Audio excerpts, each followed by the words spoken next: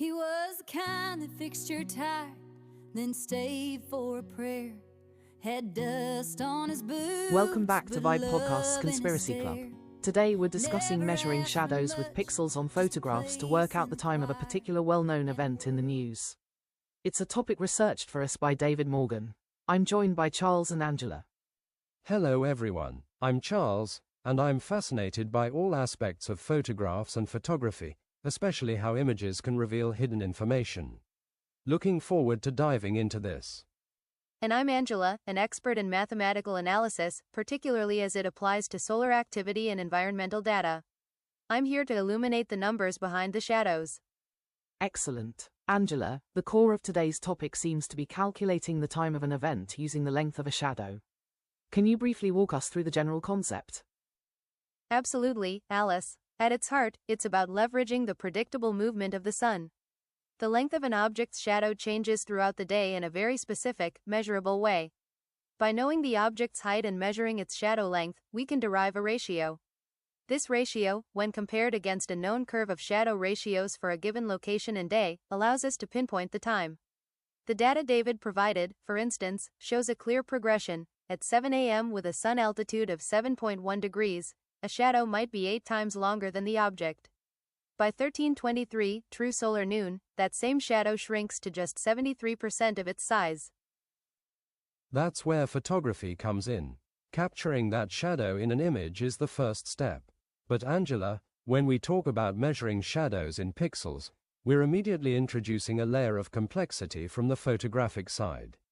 Perspective, camera angle, lens distortion, these can all make a straight measurement tricky, right? Precisely, Charles. Raw pixel measurements can be misleading.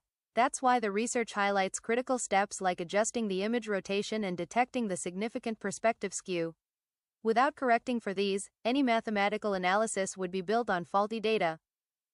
Right. When an image is taken, especially with a handheld device, there's often a bit of camera roll or tilt.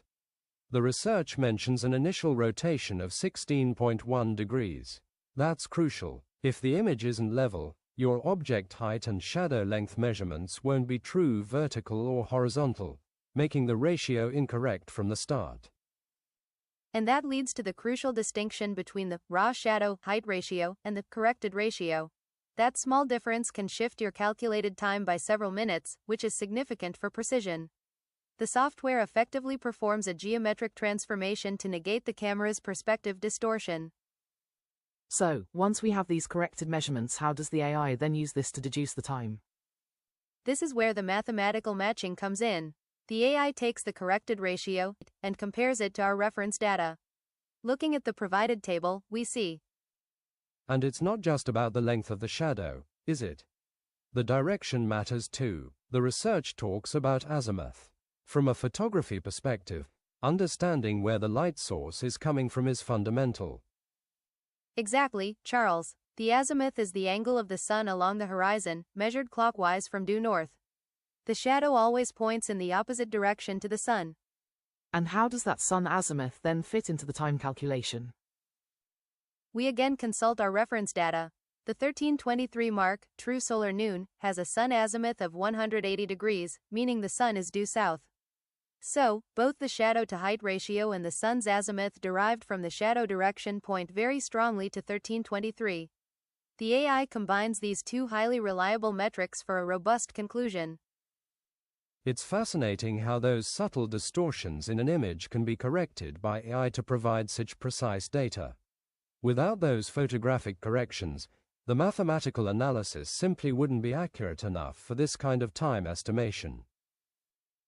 Indeed, and while the method is incredibly powerful, it's also important to acknowledge that minor real-world factors can play a role, as the research notes. The object's exact geographical location, its specific orientation, atmospheric conditions, and the inherent precision limits of both measurement and astronomical data. But with proper correction, the accuracy is impressive. That's truly an intricate blend of photography, mathematics, and AI analysis. It really highlights how diverse fields can come together to solve a problem. That's all for today. A big thank you to our guest researcher, David Morgan, for providing our topic. Had dust on his boots, but love in his stare. Never asked for much, just a place in the choir, and a world that still knew right from the liar. When good men die, the world goes awry. The stars lose their place in the sky. The truth gets sold for $1.